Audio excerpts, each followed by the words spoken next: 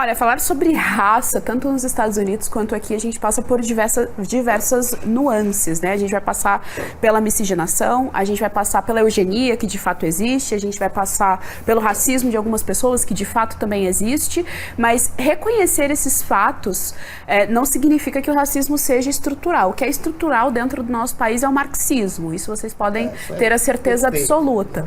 O marxismo está dentro do nosso legislativo, executivo, jurídico, dentro das empresas, dentro dos meios de comunicação, dentro da religião, infelizmente, em forma de teologia da libertação, por exemplo, dentro da Santa Igreja Católica.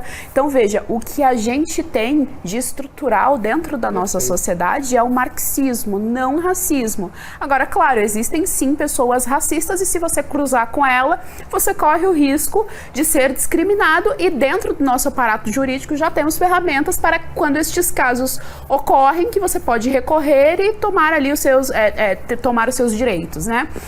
Eu quero trazer aqui, dentro desse assunto todo, um nome muito importante, que é um dos maiores sociólogos do nosso país e que não é reconhecido, que é o Gilberto Freire. Ele escreveu Casa Grande e Senzala, foi publicado em 1933. E olha só que interessante, o Gilberto Freire, ele estava num cenário em que tinha um caos racial, porque nós tínhamos acabado de sair de um golpe republicano, de fato, todo aquele projeto abolicionista que foi construído dentro do nosso país monárquico, dentro da nossa monarquia, com uma ajuda, né, ali uma interação entre monarquia e abolicionistas, foi por água abaixo com o golpe republicano e concomitante a isso a gente tinha, como a gente teve uma república muito positivista aí no mundo, a ideia eugenista estava a todo vapor, isso foi muito influenciado aqui dentro, nós fomos muito influenciados aqui dentro do nosso país. Então, nesse cenário, o Gilberto Freire olha e fala o seguinte, olha, o atraso do desenvolvimento do nosso país não é por causa da miscigenação, não é porque nós temos pessoas negras, pessoas indígenas, pessoas pardas, mamelucos, enfim, toda essa mistura de raças e de cores. Isso, na verdade, é o que enriquece o nosso país.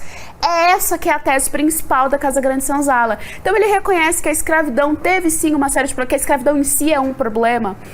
Ele reconhece que teve abusos nisso, ele reconhece que o nosso país tinha problemas de desenvolvimento.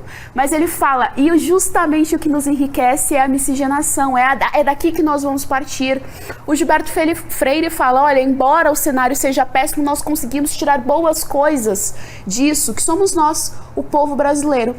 Florestan Fernandes, um dos maiores disseminadores de fake news, marxista nato. Esse daí é da guerra.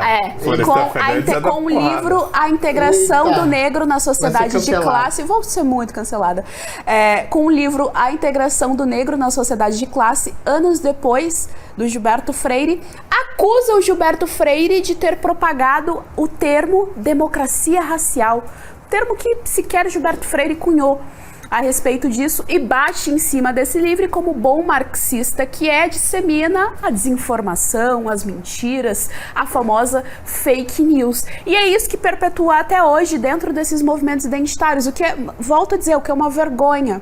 Se você pegar a Frente Negra Brasileira, um dos maiores órgãos políticos negros do nosso país, o lema deles era Deus, pátria, raça e família. A raça, naquele contexto, era inserido justamente por causa do contexto de eugenia. Então, eles precisavam se afirmar enquanto raça negra. Ainda não tinha essa noção de que raça não existe. Mas vejam só, o lema dele hoje em dia é considerado fascista, porque, por exemplo, Bolsonaro usou Deus, pátria e família e é considerado fascista. Era esse o lema da militância negra. A militância negra dos anos 30, do nosso começo de república, tinha como objetivo inserir o negro dentro da sociedade, fazer com que ele fosse participante dentro da sociedade administrativa, dentro da sociedade civil, dentro da sociedade como um todo. Isso é militância. Isso sim é você colocar, é você integrar, é você falar que somos iguais, é você propor igualdade. Não que é feito contemporaneamente, que é só segregação.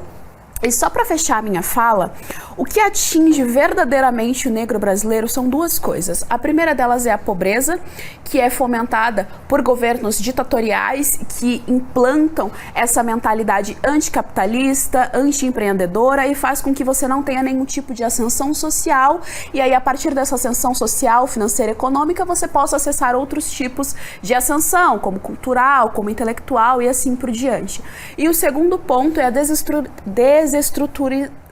é a falta de estrutura familiar.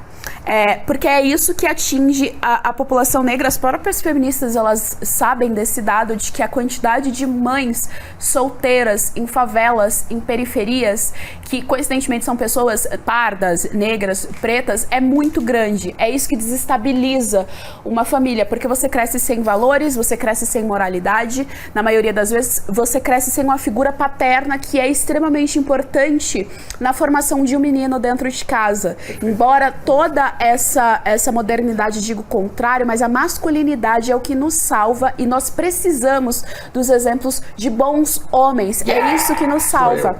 E o marxismo, eu faço questão de sempre falar isso, o Partido do Manifesto Comunista de 1848 de Karl Marx, que é branco, ele não nasceu na cidade de Tiradentes, ali na Zona Norte, ele nasceu na Europa, era um homem branco, diz o seguinte, que um dos objetivos dele é expropriar a família.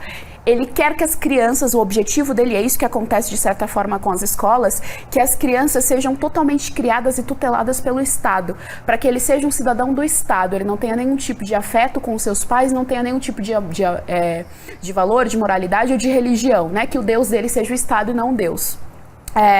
Então, quem está dizendo que te defende, que são os marxistas, eles, na verdade, não defendem a família e é a família que tem um total potencial para salvar esses meninos negros. Meninos negros que têm um alto índice de evasão escolar, meninos negros que têm um alto índice de criminalidade, meninos negros que morrem muito cedo. Por quê? Porque não tem figura paterna, porque não tem valores, porque tá tudo uma bagunça.